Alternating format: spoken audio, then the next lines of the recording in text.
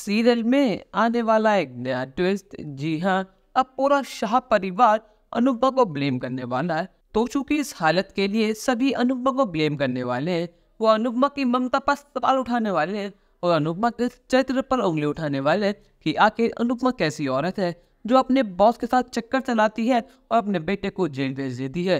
पर लेकिन इन सभी सवालों को जवाब देने के लिए अनुपमा के लिए नहीं है, उसके साथ उसके बॉस यशदीप खड़े हैं। जी हाँ, यशदीप किन्नर के घर आ चुका है अनुपमा की साइड लेने। अनुपमा और यशदीप मिलकर सभी की दोस्ती बंद कर देने वाले हैं। वैसे तो अनुपमा अकेले ही काफी है, पर लेकिन यशदीप को अनुपमा की इतनी फिक्र है कि वो उसे अकेला छोड़ ही नहीं पाया। असल में दोस्तों, अब जब अनुपमा तोशु को पुलिस के हवाले कर आई है और होली फंक्शन भी अब खत्म हो चुका है, तो सब अपने घर आ चुके हैं। सभी लोग अनुपमा से बहुत ज्यादा गुस्सा हैं। यहाँ पर पाकी का अपने भाई के लिए एक झूठा बहम जग चुका है। उसे अपने भाई की चिंता होने लगी है। उसको तो बस अपनी मम्मी को नीचे दिखाने का एक बहाना चाहिए और वो बहाना उसे आज मिल चुका है। वो अपनी मम्मी को बहुत सुनाने वाली है। वो अनुपमा से कहती है कि आखिर आप कैसी माँ हैं? आपने तोशु भाई को जेल भेज दिया, आखिर क्यों? आपको मतलब नहीं आता? आपने अनुज की और अपने बॉस की बातों मनाकर भाई को जेल करा दी। एक माँ अपने बच्चे के लिए क्या कुछ नहीं करती और एक आप अपने बच्चे को जेल भेज रही है।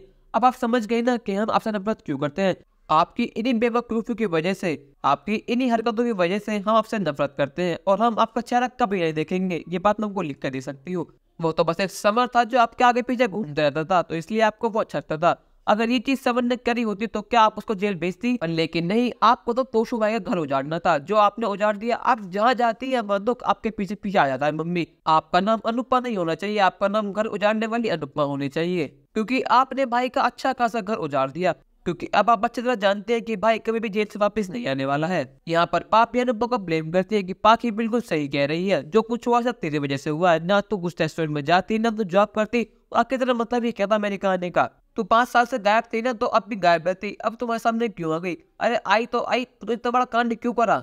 तुझे एक पल के लिए भी मेरे बेटे तोशु पर तरस नहीं आया क्या? आखिर तू कैसी माया अनुपमा? अब मैं समझ चुकी हूँ इन 5 सालों में तेरा दिल पत्थर का बन चुका है। अब तो वो अनुपमा नहीं रही जिसे हम पहले जानते थे। यहाँ पर वनराज भी बहती गंगा में हाथ धो लेता है। वो अनुपमा के चरित्र पर सवाल उठा देता है। वो कहता है कि पहले वहाँ पे अनुज था और अब यहाँ पे इसका बॉस। देखा था मैंने इन दोनों कैसे होली खेलने थे। मैं मान ही सकता कि ये दोनों बॉस और एम्प्लॉय है। मेरी और काव्या की कहानी भी कुछ इस तरह स्टार्ट हुई थी, वो आपको याद है ना? मैं भी काव्या को अपनी एम्प्लॉय के घर लेके आता था और आज अनुपमा भी यही कर रही है। इन सभी सवालों का जवाब देने के लिए और पूरे शाह परिवार का मुंह बंद करने के लिए यहाँ पर यशदीप किन्नर के घर आ जाता है। यशदीप को अनुपमा जी की बहुत फिक्र हो रही थी। उसे अच्छी तरह पता है कि सारा ब्लेम शाह परिवार वाले अनुपमा जी पर डालने वाले हैं, तो इसलिए वो अनुपमा जी को देखने चला आता है। और जैसे ही वो किन्नर के घर पहुंचता है तो उसका शक बिल्कुल सही निकलता है। वो वनराज से कहता है कि आखिर तुम कैसे इंसान हो? मेरे और अनुपमा जी के बीच ऐसा कुछ भी नहीं है। हम बस एक बॉस और एम्प्लॉय है, इससे ज्यादा कुछ भी नहीं है। अगर तुम्हारे मन में खोट है तो इसका मतलब ये नहीं कि सामने वाले के मन में भी खोट है। आखिर तुमने अनुपमा जी को जाना ही कितना है? अनुपमा जी तुम्हारे 32 साल नहीं पर, लेकिन आज तक तुम उन्हें जान ही नहीं पाए। अगर तुम अनुपमा जी को जानते तो आज तुम इतना बड़ा इल्जाम उन पर कभी लगाते ही नहीं। यहाँ पर बाकी अपनी बदतमीजी दोबारा स्टार्ट कर देती है। वो यशदीप से कहती है कि आखिर आप होते ही कौन हो हमारे फैमिली मैटर बोलने वाले? अगर सच में आपका बॉस और एम्प्लॉय का रिश्ता है तो आप इतनी रात को हमारे घर पे क्या कर रहे हैं? आपका मतलब ये क्या है कि इतनी रात को मेरी मम्मी से मिलने आना और उनकी तरह साइड लेना, और वो भी मेरी बात से उल्टा बोलना? यहाँ पर अनुपमा सबकी बोलते बंद कर देने वाली है। वो कहते हैं कि हाँ, मैंने तोशु को जेल भेजा है, जिसको जो करना है कर लीजिए। और मिस्टर शाह, आप मेरी बात सुनिए। अगर आपने मुझे ज्यादा बदतमीजी करी है, मुझे फोर्स करा कि मैं अपना केस वापसी ले लूं, तो मैं पुलिस को जाकर सारी बात बता दूंगी कि कैसे आपने भाई तोश की मदद की थी यहाँ से भागने में। फिर आपको पुलिस में उठा के ले जाएगी, तो फिर मुझसे मत कहिएगा कि मैंने क्या कर दिया। दोस्तों, कहानी में नया ट्विस्ट आपको कैसा लगा हमें कमेंट में जरूर बताइएगा और चैनल को सब्सक्राइब तो कर दीजिए। धन्यवाद।